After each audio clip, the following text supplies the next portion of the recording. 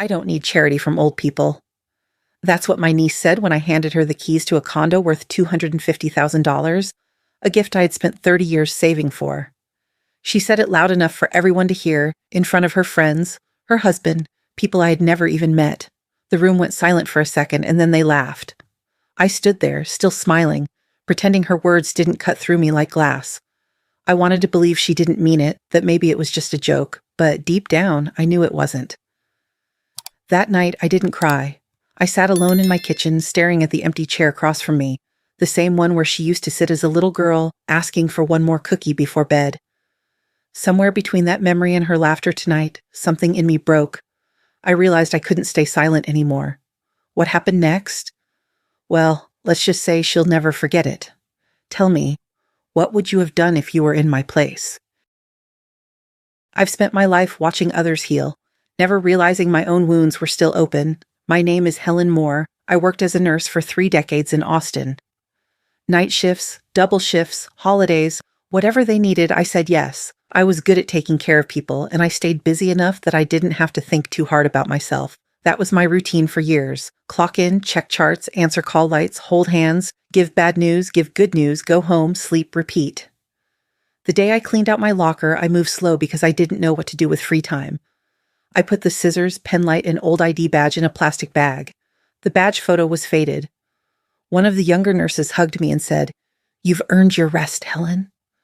I smiled and nodded, but it didn't feel like rest. It felt like I was stepping off a curb and the ground wasn't there. I stopped by Mr. Howard's room before I left. He was my last patient. 87, heart failure, stubborn about salt, kind about everything else. Every night he asked about my knees because he heard them click when I walked. I checked his oxygen, adjusted the blanket, and told him the same thing I told him every shift. "You're not alone. I'm right here." He patted my hand and said, "You've got a kind heart, kiddo. Don't let people take that from you." I laughed at the kiddo, told him I'd see him in the morning, and turned off the light. He was gone when I came back. Peaceful, no alarms, no struggle. The aide had already called the charge nurse. I stood by the bed a long time anyway.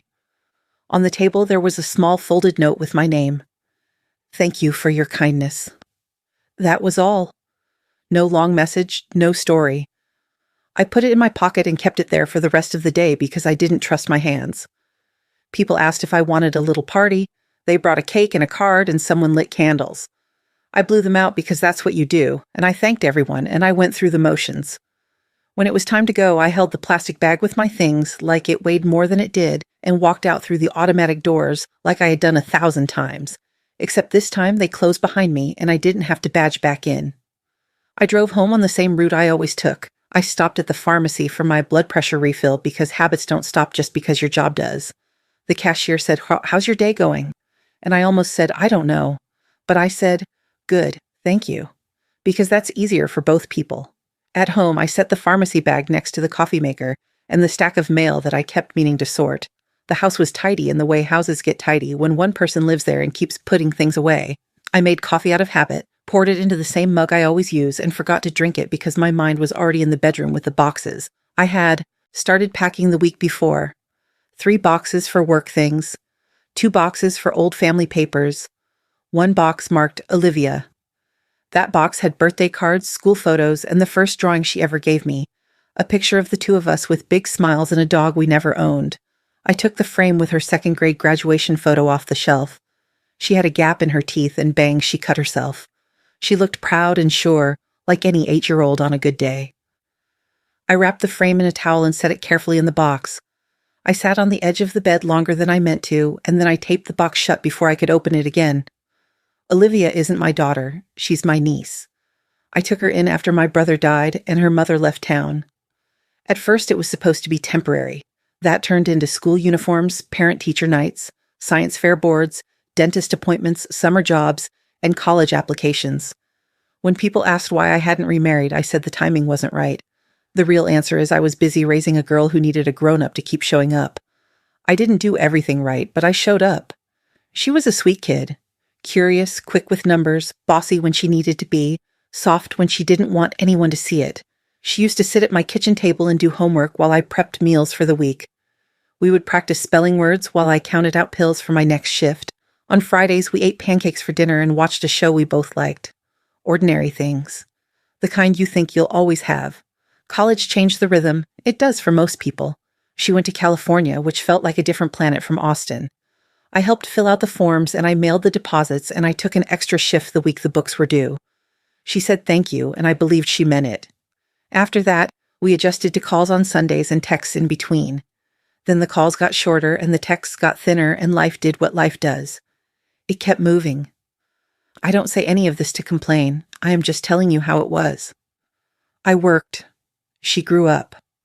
We loved each other the way we knew how. Somewhere in there, the space between us got bigger, and I didn't notice right away. That happens when you keep your head down and do the next thing on the list. After I retired, people asked what I would do next. I said I might sell the house and try something new. I had been saving for a long time. Not for big trips or fancy things, just for options. I thought about buying a small place near the water. Not a dream house, just a quiet spot where Olivia could visit when the city wore her out. She used to talk about the ocean when she was little. She said waves sounded like breathing. I held on to that as a plan. That first night home from the hospital, I didn't turn on the radio. I sat at the kitchen table with the pharmacy bag and the coffee I forgot to drink. I took the note from Mr. Howard out of my pocket and read it. Again. Thank you for your kindness. Simple words. He didn't know he was leaving them for me on the day I needed them. I opened a drawer and pulled out a small notebook. I wrote down what bills were due and what I could sell, and who I needed to call about the house. I wrote condo on a line by itself and circled it. I looked at the box with Olivia's name, and I told myself I wasn't buying anything to buy love. I was buying a place so my family had somewhere to land. That sounded fair in my head. It still does when I say it now. The next morning I went back to the hospital to turn in my parking tag because I had forgotten the day before. I walked the hall one more time because I didn't know when I'd see it again. A new patient called out nurse, and for 1 second my feet moved that way before I remembered I wasn't the nurse anymore. I kept walking. At the front desk I left a bag of snacks I won't eat and the extra sweater I always kept in my locker because the air never worked right on our floor. The clerk said, "You sure you don't want your nameplate from the break room?" I shook my head and said they could give it to whoever needed one. On the way home I stopped for groceries. Bread, eggs, soup, apples. Nothing special. I paid in cash because it felt easier than thinking about cards and points and things that make you do math at the register. At home, I put things in the fridge and stacked the mail in a neater pile. I sent a text to Olivia that said, "I retired today, proud and a little lost." It showed delivered. No reply. That doesn't make her a bad person. It's just what happened. I pulled the Olivia box back out and opened it even though I told myself I wouldn't. I took out the second-grade photo again. I held it up, then set it on the table without the frame. I looked at the face of a child who trusted me, and I told her out loud what I had not said in years. I did my best. Saying it like that made me feel both lighter and older. I picked up my pen and wrote another list. Call the realtor. Get an inspection. Price the house. Look at condos. I wrote Miami next to Condo because it was easy to fly to and the weather would be good for my joints. I checked my bank numbers twice. They added up. It wasn't reckless. It was careful. I know the difference. Later, I made a simple dinner and ate at the same table where Olivia used to bargain for one more cookie. I washed the dish and wiped the counter and set out my pills for the morning. Ordinary steps. I could feel the shape of a new routine forming, but I didn't know yet what it would be. I only knew I was moving toward it. Before bed, I put Mr. Howard's note in the top drawer of my nightstand with the cards I keep. I looked at the photo one more time.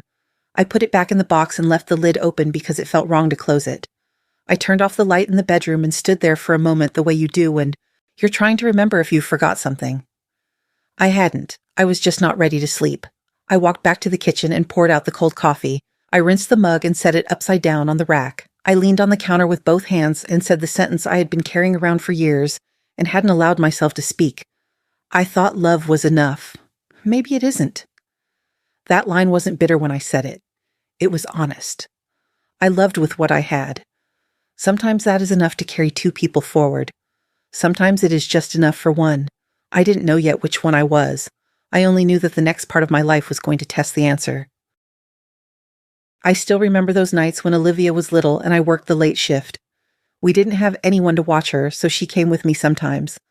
I kept a small table near the nurse's station where she could color or do homework. Most of the time, she tried to stay awake until I was done. Around 2 in the morning, she would give up, her head resting on her arms, pencil still in her hand. One night, I found her asleep over a math book. Her cheeks were red from fighting to stay awake. I laid my sweater over her shoulders and brushed her hair back. I whispered more to myself than to her, "If I can give you anything, it's a life where you don't have to fight this hard." She didn't hear me, but the words stayed with me. They became a kind of private promise I carried everywhere I went. When she woke up, she smiled like nothing had happened. She asked if we could stop for pancakes on the way home, and I said yes, even though I was too tired to taste them. That's how it was with us. Tired, broke, but still managing to make something feel normal. As she got older, I kept saying yes. I took extra shifts so she could have what the other kids had. The sneakers she wanted, the science trip to Houston, the violin lessons she quit after 3 months. I didn't care about the money. I cared that she felt like she belonged somewhere. When she was in high school, I started keeping every report card and every note from her teachers. I taped some of them on the fridge just to remind myself that the long nights meant something. She didn't always notice, but that's what love is most of the time. Doing the quiet work no one sees. The day the college letter came, I was folding laundry. The envelope had the school seal and her name in big letters. She stood in the doorway, shaking a little, and said, "It's here." I told her to open it. When she did, she started crying and laughing at the same time. I didn't even ask what it said. I already knew from the look on her face. She ran to me and held out the paper. "I got in, Aunt Helen. I got in." It was the University of California, her dream since she was 12. I pulled her close and couldn't stop the tears. I kept saying, "You did it, baby. You did it." She kept shaking her head, saying she couldn't have done it without me. I told her, "You're my pride, Liv. Don't forget who held you when the world didn't." She laughed through her tears and said, "I won't." I believed her. That night we made spaghetti and cheap sparkling cider to celebrate. She danced around the kitchen with the acceptance letter in her hand. I remember thinking how bright she looked, how sure of herself. I told her she was going to be fine out there, and she said, "You'll visit, right?" I said yes, but I already knew I probably wouldn't. Flights were expensive, and I hated leaving the hospital short-staffed. I figured we'd find another way to stay close. Before she left for California, I gave her a set of towels, a small cash card, and a note that said, "Call me when you get there." She hugged me quick and promised she would. She took a photo of us before getting into the car with her friends. In the picture, she's smiling wide, and I'm trying not to cry. I watched until the car turned the corner, then I went back inside, sat at the kitchen table, and looked at the empty chair where she used to study. The promise I made years earlier echoed in my head. A life where you don't have to fight this hard. That's all I ever wanted for her. Years later, when I look back, I realize I was holding her hand in every memory that mattered. Helping her cross the street, walk into school, walk into the future. And somewhere along the way, I loosened my grip without meaning to. That's how love often slips, not with anger, not with shouting, just a slow letting go while you tell yourself everything is fine. The last time I saw her before she left, she waved from the airport gate. I waved back and told myself she'd always know where home was. I didn't know it then, but that wave was the start of the distance that would take years to notice. In my head, we were still holding hands.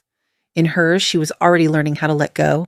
This version stays conversational, emotional, and simple, exactly like a woman telling her real story to a listener, keeping the emotional through line that leads into the next part of the narrative.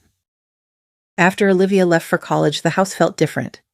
It wasn't sad right away, just quiet in a new way. Her shoes weren't by the door. Her music wasn't coming from the bedroom. I still made too much coffee in the morning and poured half of it down the sink. I kept setting 2 plates on the table out of habit, then putting one back. We talked a lot at first. Calls on Sundays, messages through the week. She told me about her classes and the people she met. I told her about work and how the hospital cat finally had kittens. She laughed at that. She said she was eating healthy and walking to class. I believed her. I asked if she needed money, and she always said no. I sent it anyway. That's what love looks like sometimes, sending help even when they say they're fine. Then the calls got shorter, 5 minutes, 2 minutes, then they came less often. Busy with exams? Group project due. I understood. I had been young once too, though I never had the kind of life she was building. When she didn't call, I told myself she was happy, and that's what mattered. After she graduated, she got a job in Los Angeles. Marketing, I think. She tried to explain what she did, but I didn't quite follow. I just told her I was proud of her. She said, "You don't have to worry about me, Aunt Helen. I've got it covered." That was the last real conversation we had for a long time.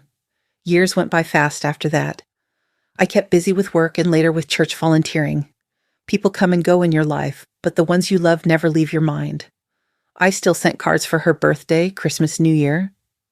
Sometimes I got a thank you text, sometimes I didn't. I kept her old drawings in the same box, and when I missed her, I'd open it, look at the crooked handwriting, and remember the little girl who once asked me if the stars made noise when they twinkled. One night I turned on the TV while eating dinner. The news had a segment about young professionals in Los Angeles. There she was, Olivia, being interviewed. Her hair was perfect, her smile confident, and her voice steady. The reporter asked what inspired her work ethic.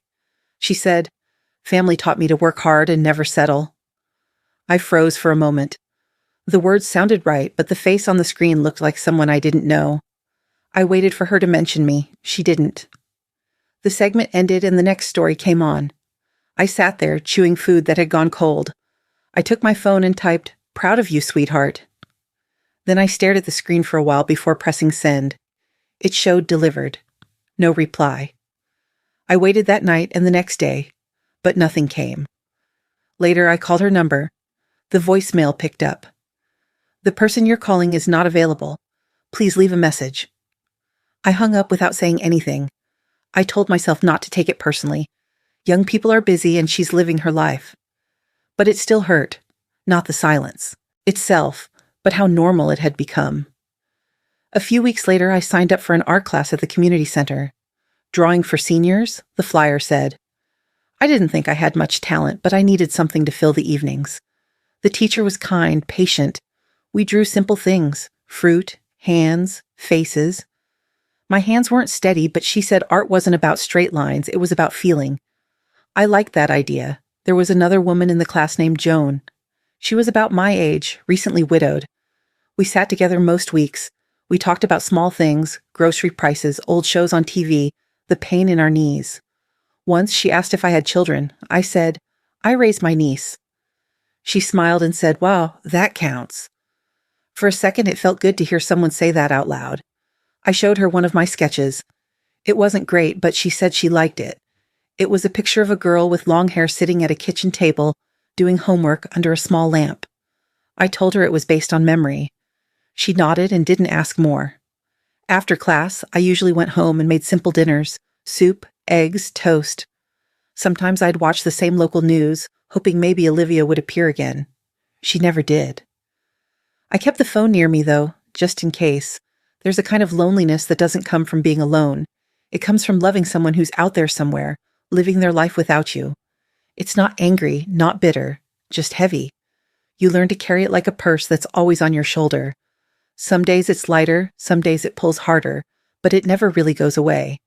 People told me to travel or date or join more clubs. I tried some of it. I went to lunch with a man from church once. He was kind, but when he asked about my family, my throat closed up. I said, "Just me," and the conversation moved on. It wasn't his fault. It was just the truth. Time passes quietly when you're waiting for something that might never come back. I didn't stop loving her. You don't stop loving someone because they forget to call. But love starts to change shape. It becomes softer, quieter, something you keep to yourself. Sometimes at night, I'd pick up my phone, scroll through old messages, and stop at her name. I think about sending a text, something simple like "miss you," or "are you doing okay?" Then I'd put the phone down because I didn't want to seem needy. The truth is, I wasn't waiting for a reply. I was waiting for a sign that the promise I made long ago still meant something. And that's the strange thing about love at this age. When it isn't returned, it doesn't die right away. It turns into something else, a quiet kind of company that hurts and comforts you at the same time. The kind that keeps you awake at night, but also reminds you that you once had someone worth missing. That's what the distance felt like. Not a wall, not a goodbye, just a long hallway, with the lights dimmed and me still walking, hoping I'd hear her voice at the other end. It started as a small thought, the kind that sits quietly in your mind until it grows roots. I had been retired for almost a year by then. The hospital life had faded into a memory of schedules, shifts, and alarms that no longer needed me. What stayed were the habits: waking early, making coffee, checking lists. Life felt smaller but steady. Still, every few days, my eyes would find that box labeled Olivia. One morning, I opened it again. Inside were old report cards, birthday cards, and the photo of her holding a seashell on the beach from a trip we took when she was 9. She had told me back then that one day she wanted to live near the ocean. She said the sound of waves made her feel safe, like the world was breathing slowly and nothing could go wrong. I had forgotten that memory until the moment I saw the picture again. That's when I thought of Miami. It was practical, really. Warm weather, good hospitals nearby, quiet neighborhoods. But, if I'm being honest, it wasn't for me. It was for her. A place she could visit. Somewhere she could rest when she needed to escape her fast city life. The more I thought about it, the more it felt right. I told my friend Grace Lee about it over lunch. Grace and I had worked together for 20 years. She's the kind of friend who says what she thinks without softening it.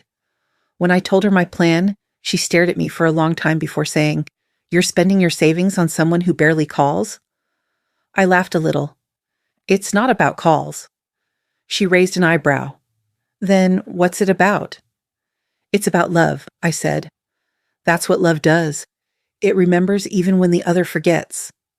She sighed. "You can remember without giving away everything you have?" I smiled and told her it wasn't everything. "It's something that means something. That's enough for me." Grace didn't argue more, but I could tell she didn't approve. She said she worried I'd regret it one day. Maybe she was right. But regret is a kind of pain you can prepare for. The pain of doing nothing is the one that keeps you awake at night. Over the next few weeks, I started sorting things out, calling realtors, cleaning closets, making lists. The house had been good to me, but it didn't feel like mine anymore. It felt like a place that had finished its purpose. The realtor was a young man named Patrick. He spoke fast and wore shiny shoes. He looked around the house and said, "You've kept it in great shape, Mrs. Moore. Homes like this go quick." He talked about market value and offers and paperwork. I nodded along, but my thoughts drifted to the sound of Olivia's laughter years ago echoing through the hallway. That was the last time this house felt truly alive. When the offer came, I didn't hesitate. I signed the papers and watched him collect the copies. He said, "You just sold a house, Mrs. Moore. How do you feel?" I smiled, like I just made space for something new. He probably thought I meant a new life for myself. I didn't correct him. With the money from the sale, I started looking for condos in Miami. I spent hours online scrolling through listings, trying to imagine which one would make her smile. I wanted something close to the beach, but quiet. A place with light, nothing too big or fancy, just peaceful. When I found one that matched, I called the agent. She said the unit was modern, 2 bedrooms, a balcony near the water. I said I'd take it. She asked if I wanted to see it first, and I told her no. I didn't need to. I knew it wasn't for me. Grace came over when she heard. "You bought it already?" "Yes," I said. "Without even visiting?"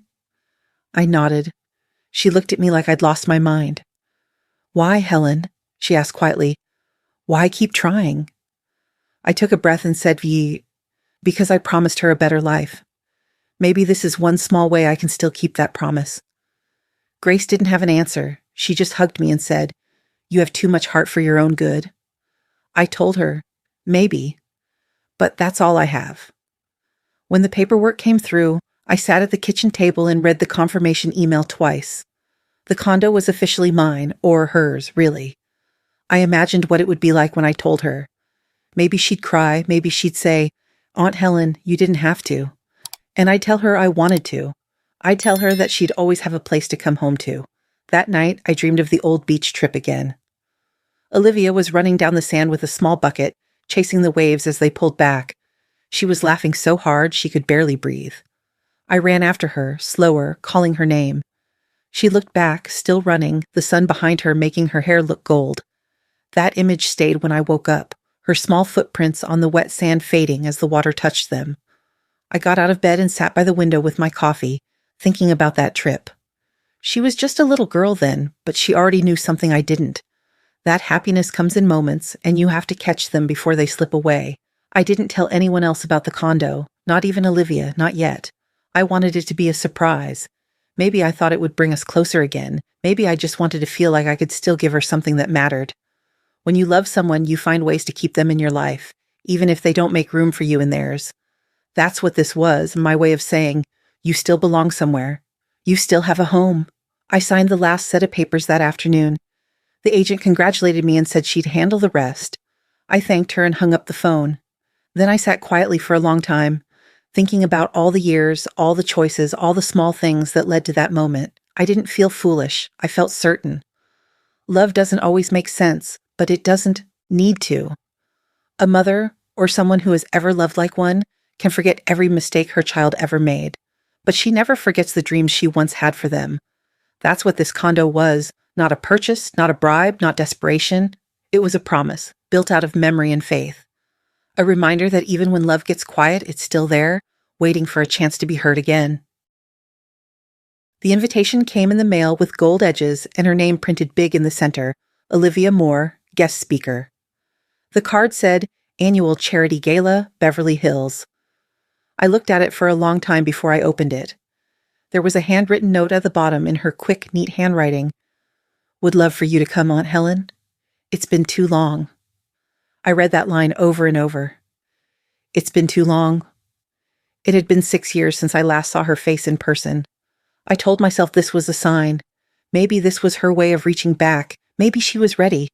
I booked a flight the next day. Grace said, You're really going? Yes, I said. Do you think she even remembers what you did for her?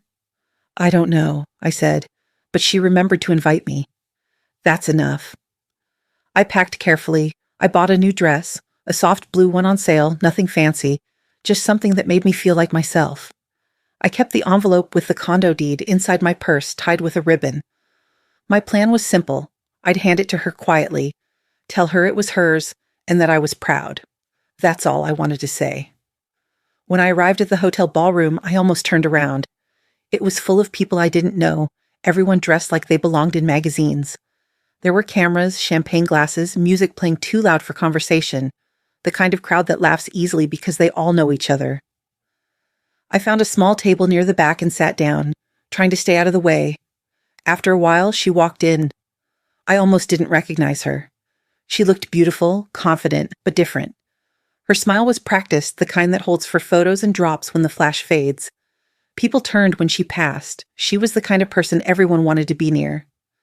She saw me and came over, air-kissed my cheek, careful not to smudge her makeup.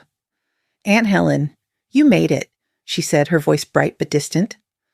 I wouldn't miss it, I said, smiling. You look lovely, she said quickly, already glancing over my shoulder. Excuse me, I just need to check on the program. Then she was gone. I sat quietly and watched her move from group to group, laughing, shaking hands, posing for pictures.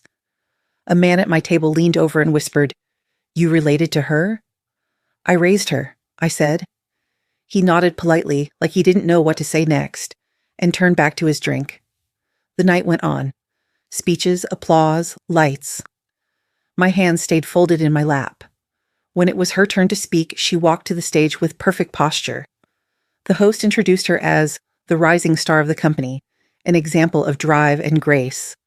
I smiled at the words grace, thinking how proud I was. She thanked everyone for being there and started talking about hard work, ambition, and perseverance. Then she said, Family taught me to work hard and never settle.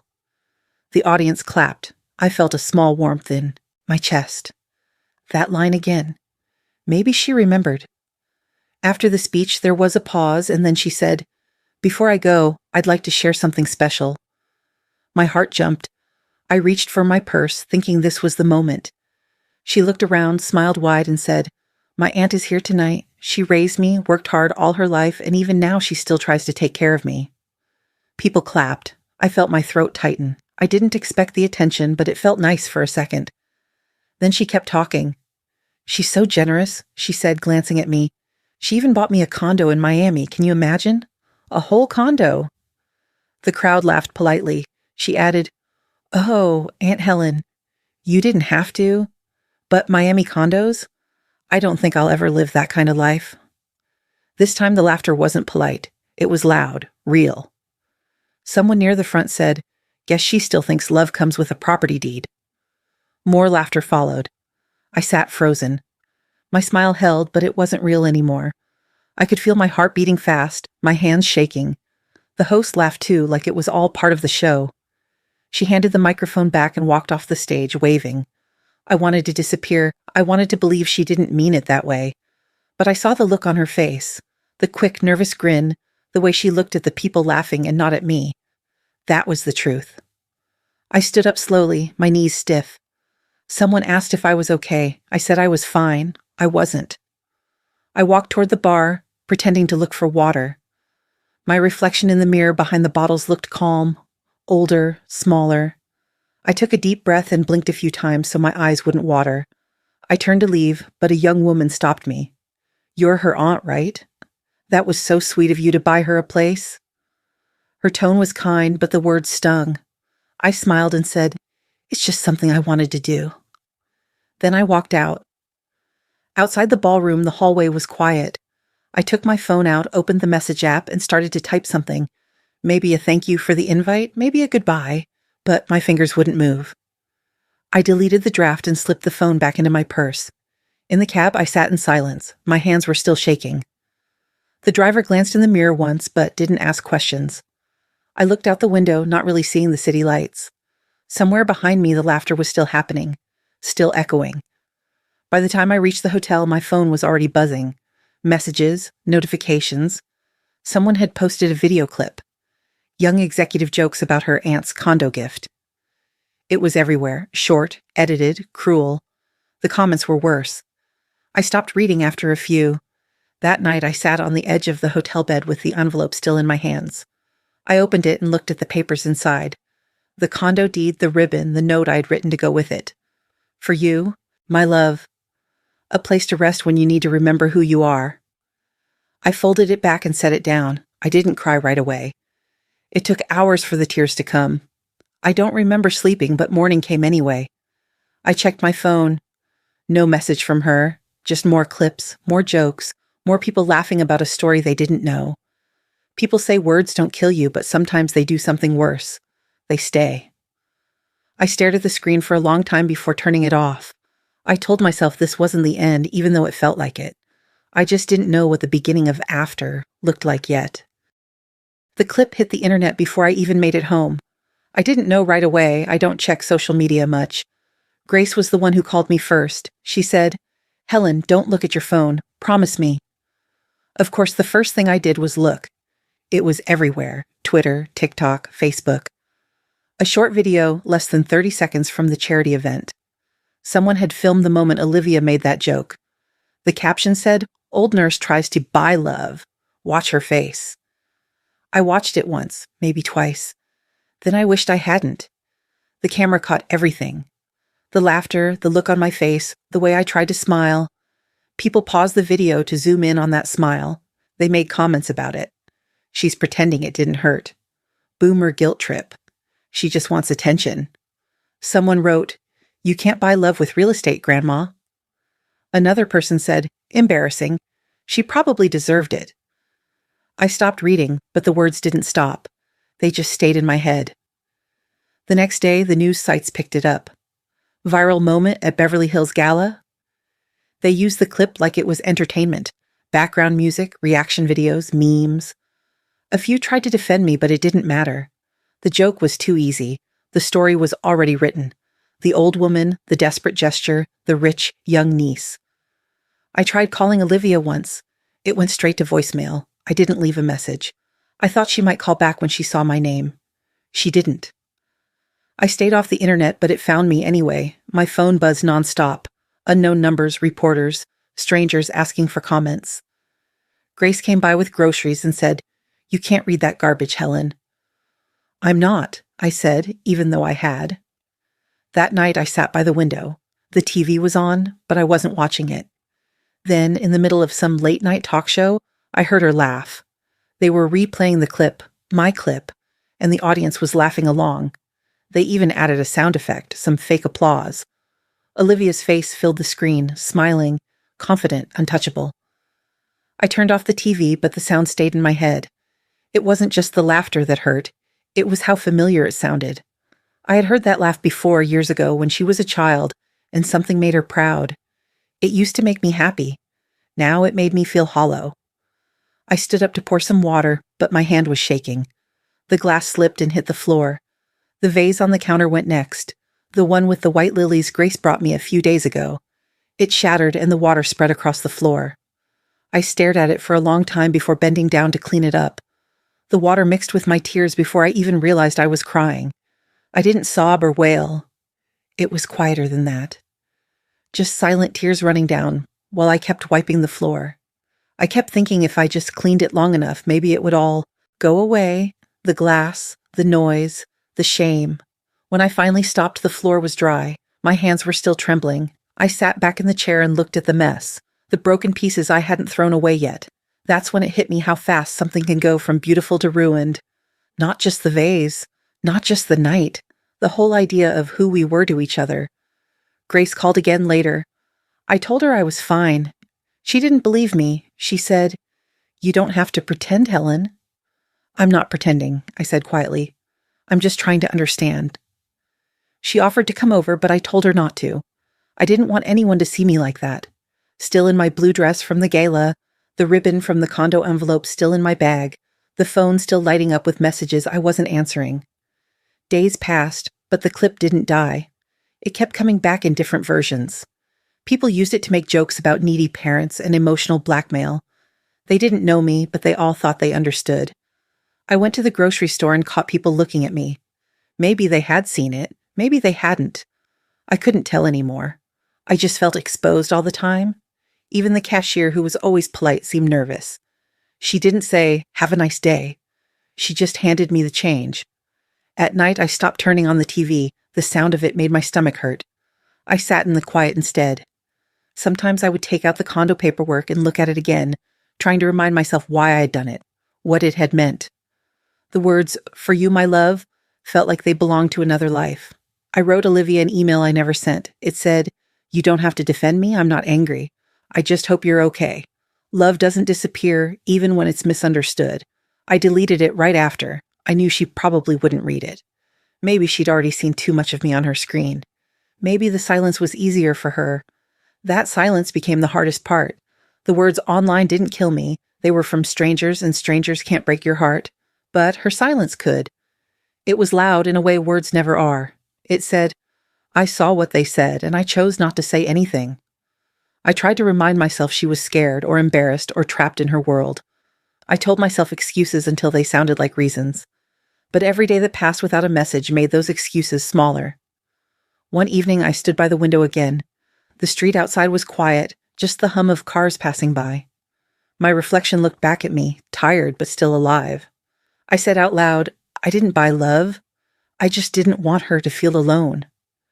It sounded strange, hearing it said like that, too simple for what it had turned into. I kept staring until my reflection blurred and I couldn't tell if it was because of the glass or the tears. There's a kind of pain that doesn't come with shouting or breaking things. It just sits with you. You get used to it being there, like an unwelcome roommate. You stop trying to push it out because it won't leave anyway. People think humiliation comes from what others say about you, but it doesn't. It comes from the silence that follows, the silence from the one person you thought would stand beside you. That silence is what hurt the most. Not the strangers, not the headlines, just her. The sound of her not calling. It had been 3 weeks since the video went viral. By then, the internet had found something new to laugh at, but for me, nothing had gone back to normal. I stopped going out except for groceries. I stopped answering calls, even Grace's. Some days, I didn't even open the curtains. The light felt too honest, like it might show what I had turned into. I told myself I was fine, that silence was healing, but it wasn't. It was heavy. It filled the house like thick air, pressing on everything. One morning, I heard knocking on the door. Slow, patient. I didn't move. Then the knocking came again, louder this time. When I opened the door, it was Sam Carter, my neighbor from across the street. He was holding 2 paper cups of coffee and a small bag of muffins. I hadn't spoken to him more than a handful of times. He was one of those quiet, polite men who always waved when he saw me gardening, but never said much more. He handed me a cup and said, "You look like someone who could use a hot drink." I hesitated. "You saw it too, didn't you?" He didn't pretend not to understand. He just nodded once and said, "Yeah, everyone saw it. It wasn't right." We sat on the porch in silence for a while, sipping the coffee. It was still early, the air was cool. For the first time in weeks, I felt like I could breathe without the noise of everything that had happened. Finally, he said, "They think you're weak because you're quiet." I turned to look at him. He was staring straight ahead, not at me. "But silence doesn't heal humiliation, Helen," he said. "Truth does." I didn't answer right away. I just watched the steam rise from my cup. The truth? The word sat heavy in my chest. After a while, I said softly, "I'm not sure anyone wants to hear the truth. Not anymore." He shook his head. "Doesn't matter. You don't speak it for them. You speak it for yourself." We sat there, letting that hang in the air. He told me about his wife, Linda. She passed away 5 years ago. People stopped coming around after the funeral, he said. They don't know what to do with grief. They disappear because your pain reminds them of theirs. I listened quietly. It wasn't the same as what I was going through, but somehow it was. Being ignored hurts worse than being hated. Sam leaned back in his chair. "You spent your life helping people, didn't you? Nurses always carry other people's pain, but now it's time to treat your own." I smiled a little at that. "And what's your prescription, doctor?" "Tell your story," he said simply.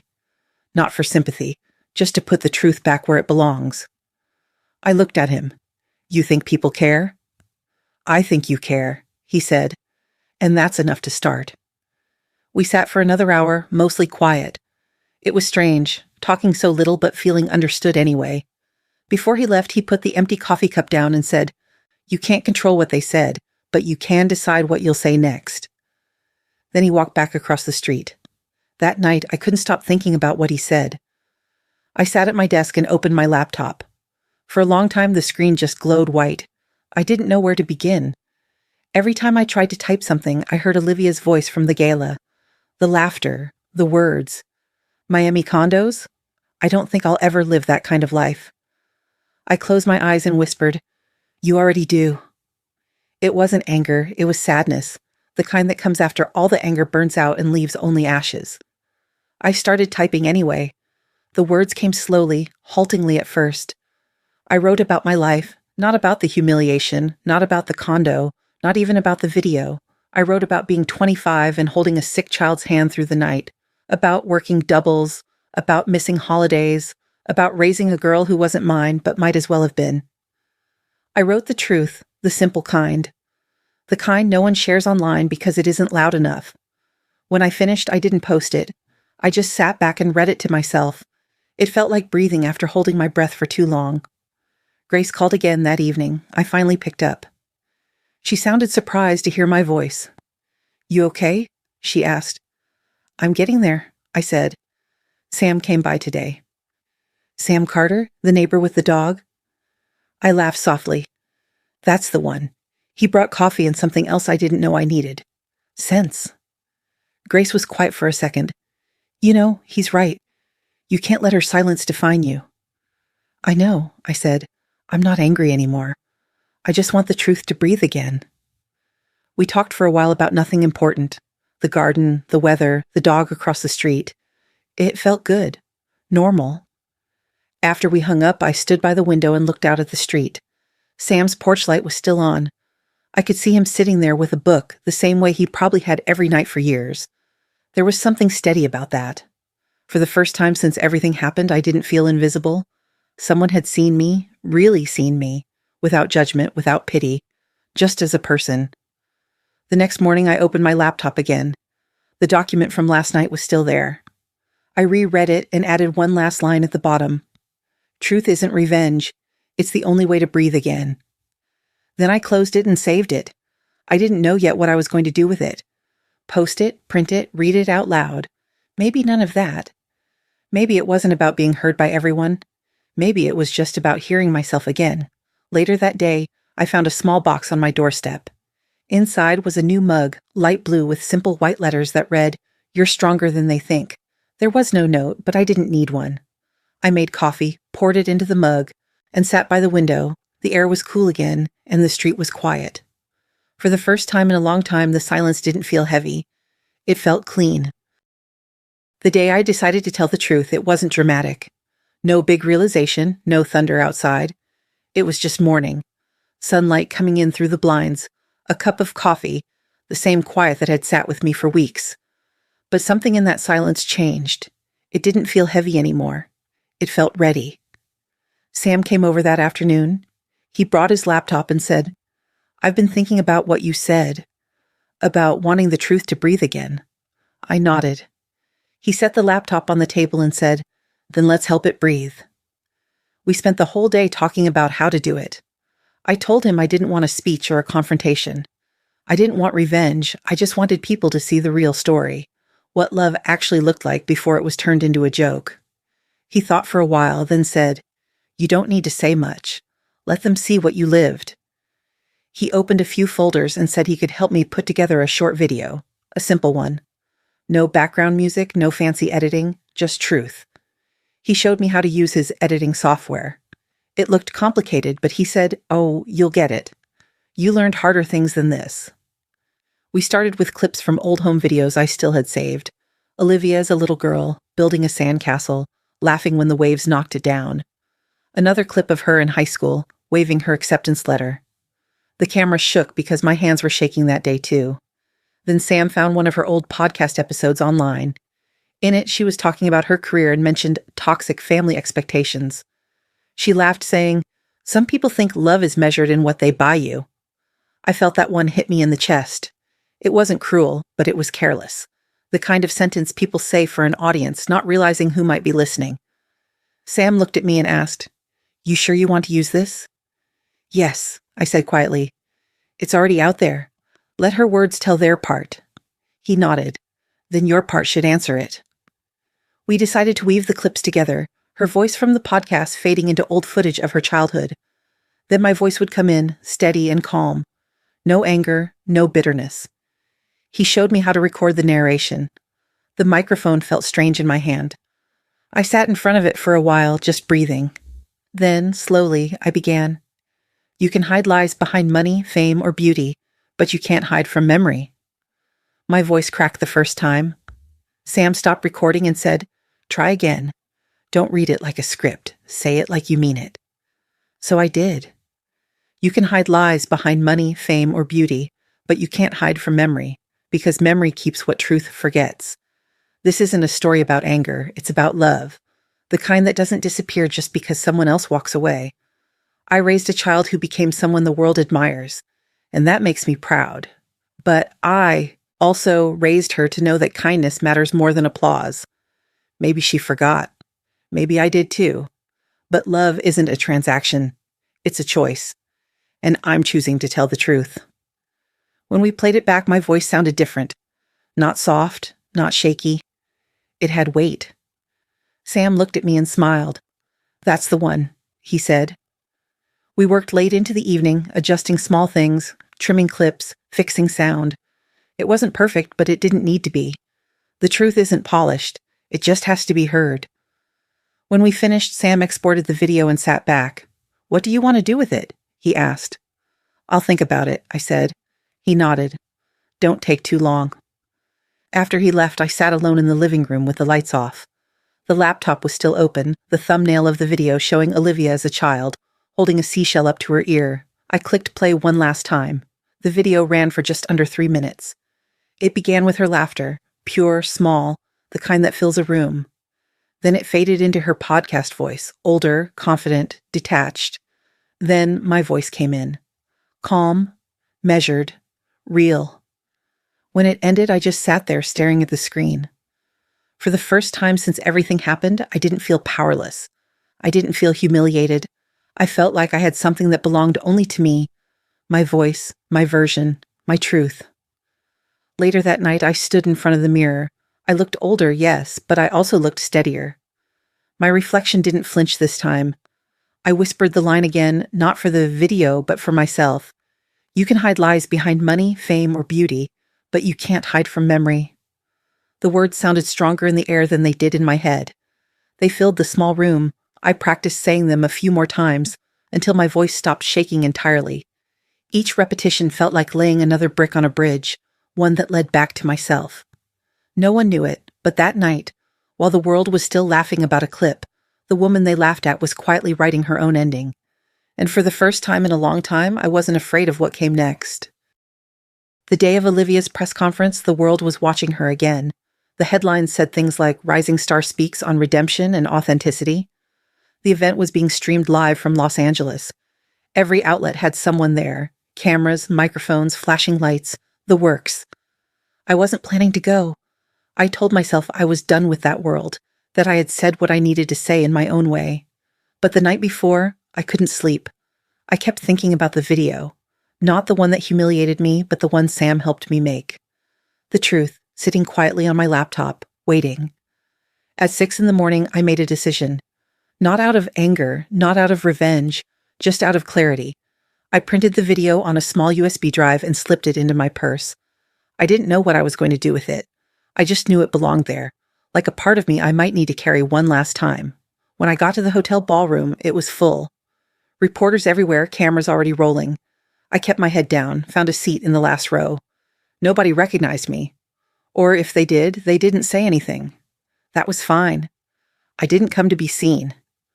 The room buzzed with noise, laughter, whispers, camera clicks. Olivia's team moved around briskly, setting up equipment, handing out press packets. She was already on stage, polished as ever, hair perfect, white blazer, flawless smile. She looked every bit the woman the world thought she was.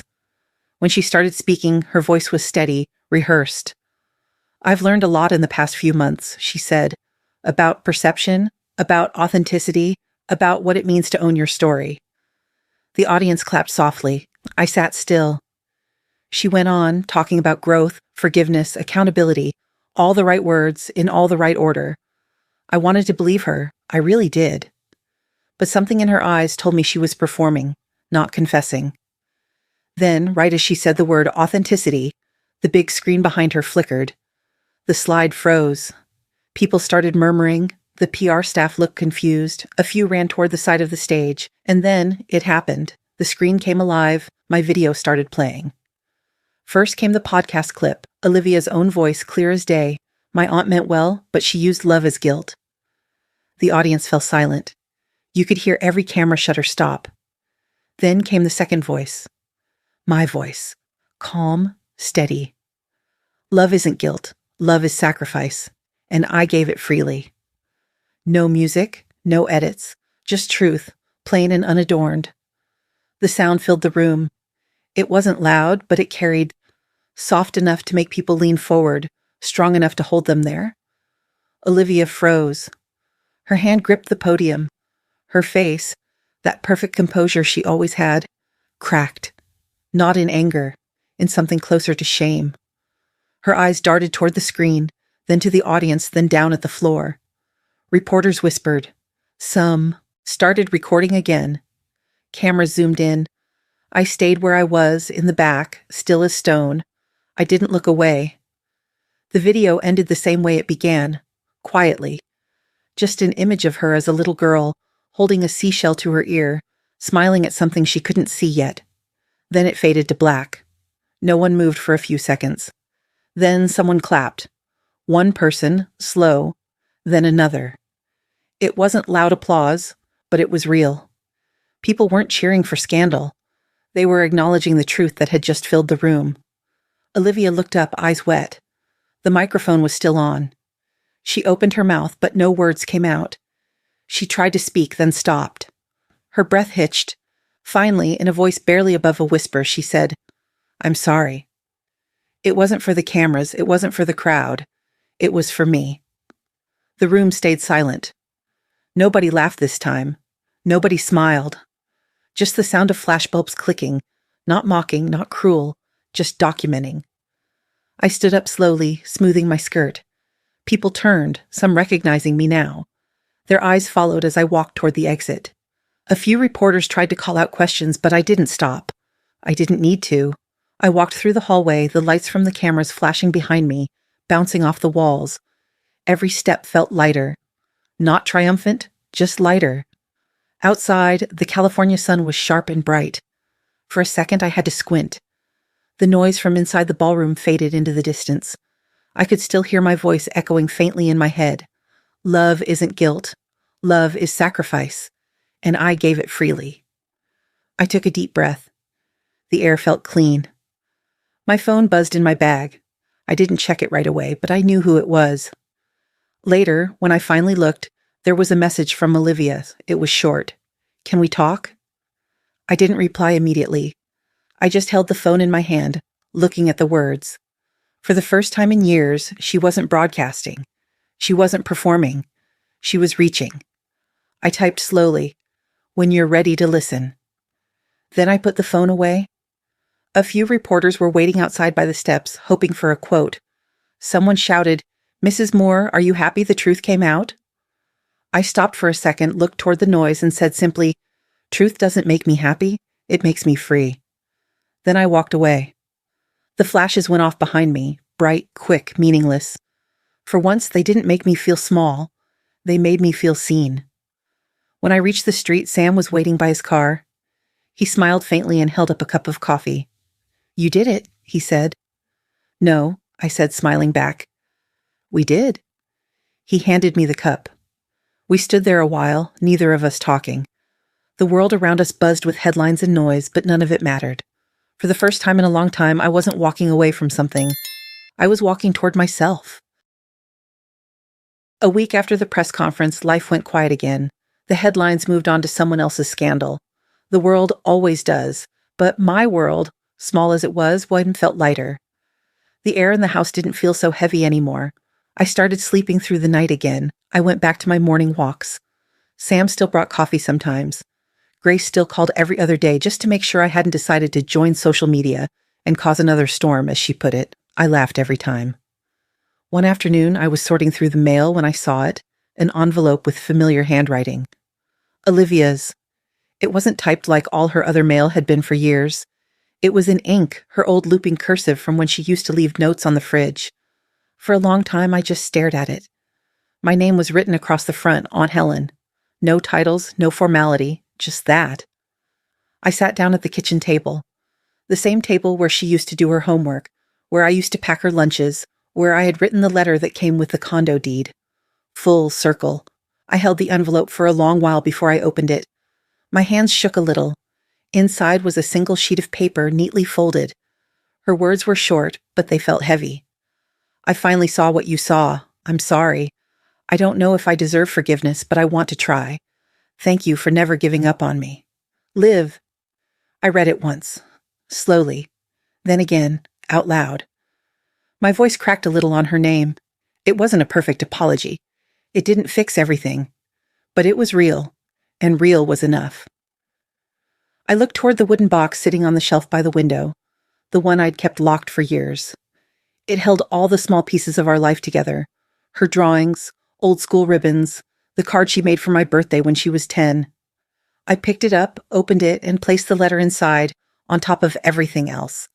Next to it, I set down the small condo key, the one I had kept since the night of the gala. I ran my thumb over the metal once, then placed it beside the letter.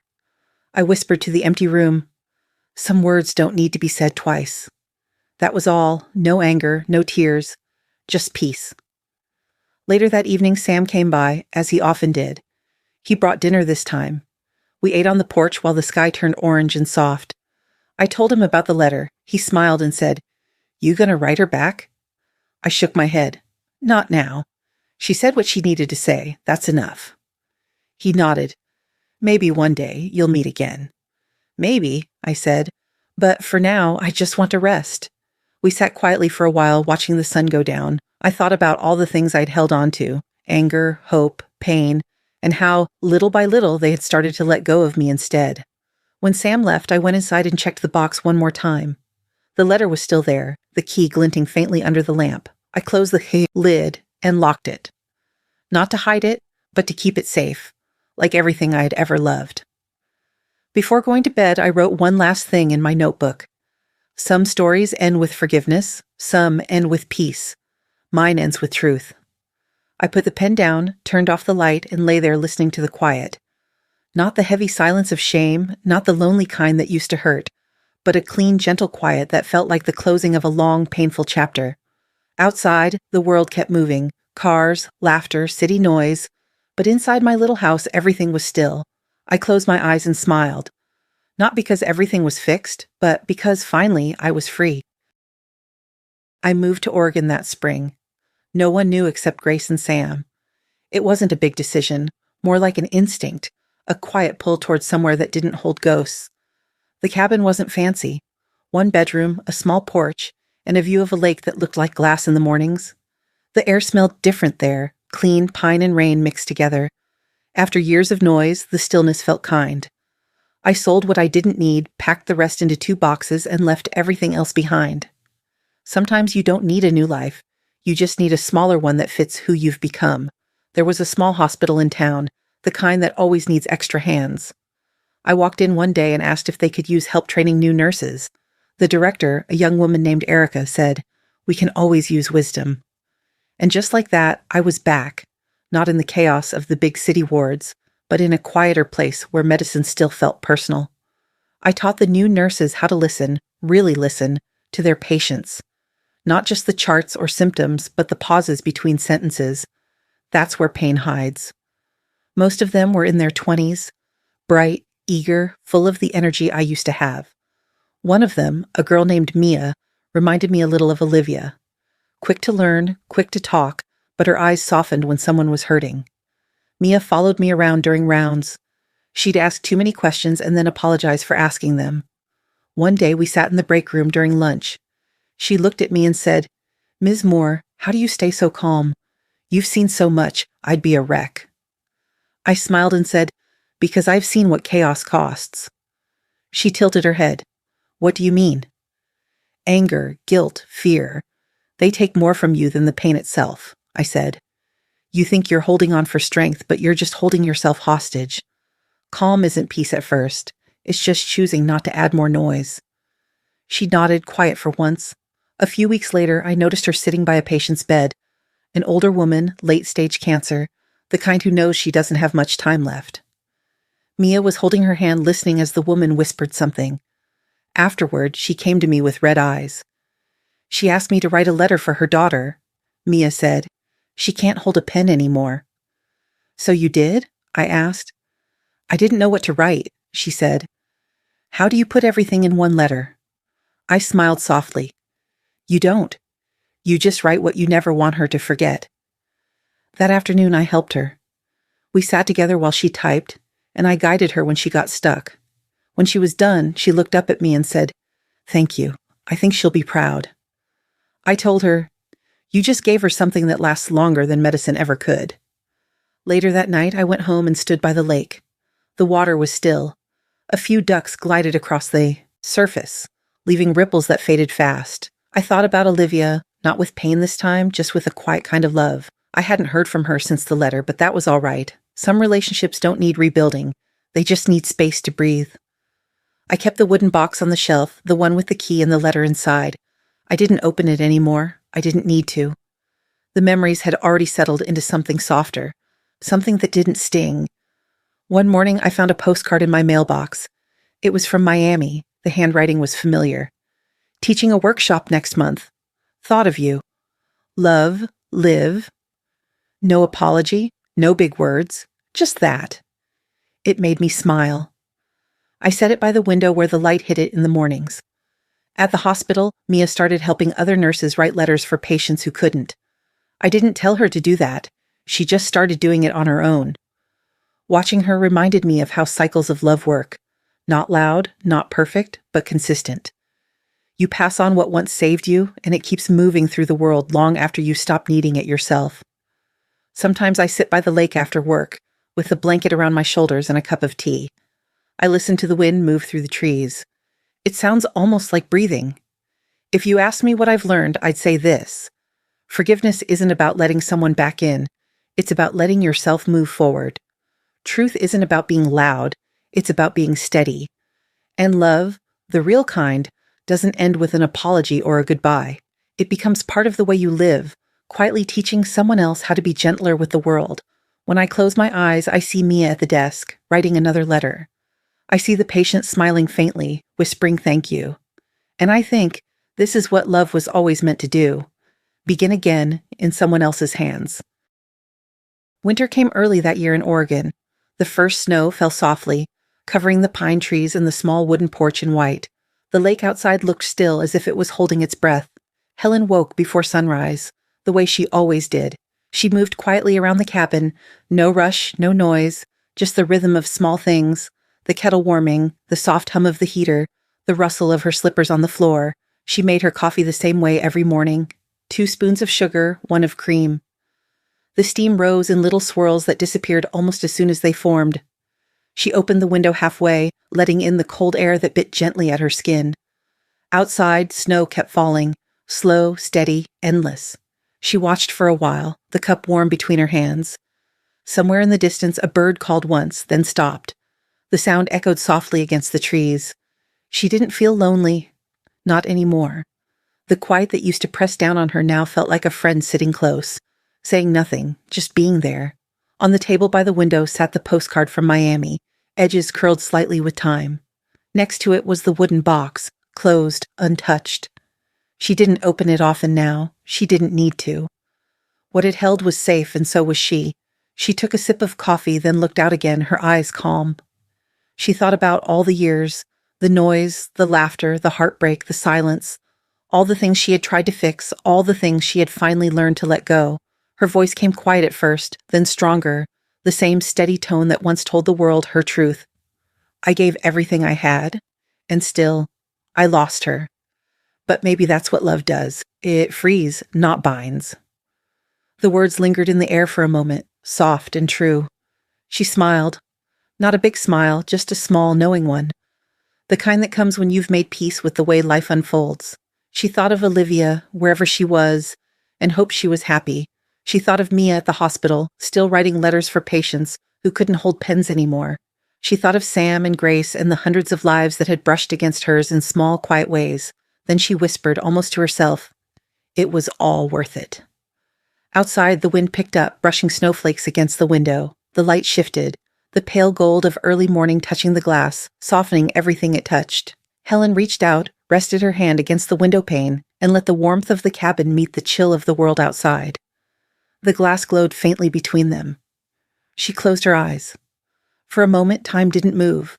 The camera would stay there, on her face, calm, peaceful, the faintest trace of a smile as the snow kept falling. Then the frame would fade to white, and her last line would echo slow and clear, as the music swelled quietly behind it. Love isn't about holding on. It's about knowing when to let go, and still wishing them well.